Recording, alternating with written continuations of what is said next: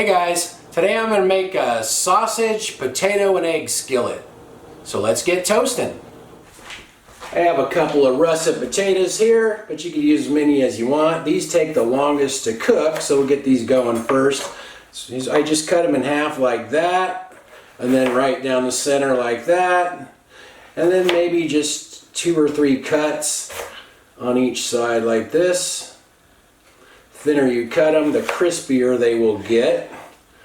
So I guess I did about 4 slices on each side like that. Okay, and then I'll just turn it. It's a pretty big potato, so I'll just cut it in half like that. And I'll do these other ones the same way. This 10-inch cast iron skillet fits perfectly in my toaster oven, so I'm going to use that. Bought it at Walmart for like $8. And I'm going to put a little bit of avocado oil on the potatoes just to keep them from sticking to the pan and to help the seasoning stick to them a little bit. Just season them with a little bit of kosher salt and some Johnny's seasoned pepper, but you can season them however you want. Besides pepper, this has sugar, red and green bell pepper, garlic, and onion in it. So let me just kind of get this all mixed together here. I set my oven to bake at 450 degrees Fahrenheit, and I set the timer for 30 minutes, and it actually preheats for 10 minutes before the timer starts. So this will actually be in there for 40 minutes total. The sausage I'm going to use for this is linguiça, Portuguese sausage, and it's already pre-cooked, so it won't take as long as a potato. So I'm just going to put this in during the last 10 minutes just to let it brown up. And what I'm going to do is just cut it in half like this, and then it has a casing on it, so I'm just going to pull the casing off. Now, I've used this sausage in other videos, and a lot of people said they haven't seen it or heard of it, but I live in Northern California, and it's pretty available. Most of the stores around here sell it. So then I'm just going to cut it into small bite-sized pieces like this. The potatoes have been cooking for 30 minutes and they're looking good, so I just pulled them out of the oven. We'll put the sausage on top here now.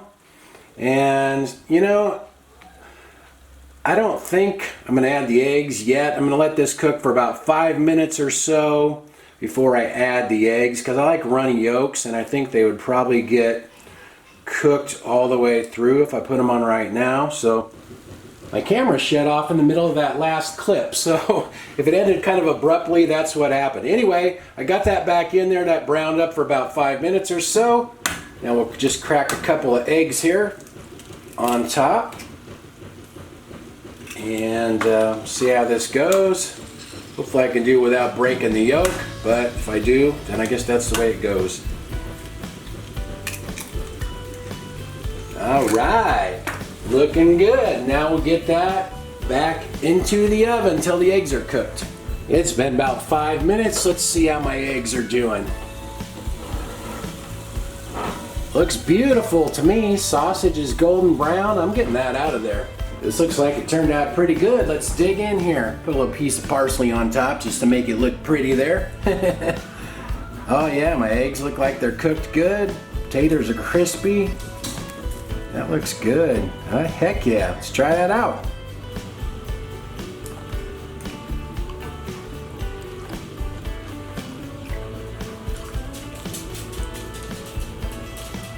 That is so good. I love linguiça. Guess we better see what Annie thinks. Lucy's here too. Hey Luce, you want a piece too? There you go. Hey Annie, you're not supposed to steal Lucy's. Pig. There you go. Did you get it, Luce? Little competition going on here. If you can't find linguiça, just about any type of pre-cooked sausage that you like will work, like that Hilshire Farm sausage. I've used that quite a few times. So then you just, let the potatoes go about a half hour, then add the sausage about the last 10 minutes. Actually, I added the eggs the last 5 minutes, so it was 30 minutes, added the sausage, let the sausage go 5 minutes, then added the eggs. and just watched them until they were done, so about 5 more minutes. Anyway, thanks for watching. Hope you guys are doing good. See you later.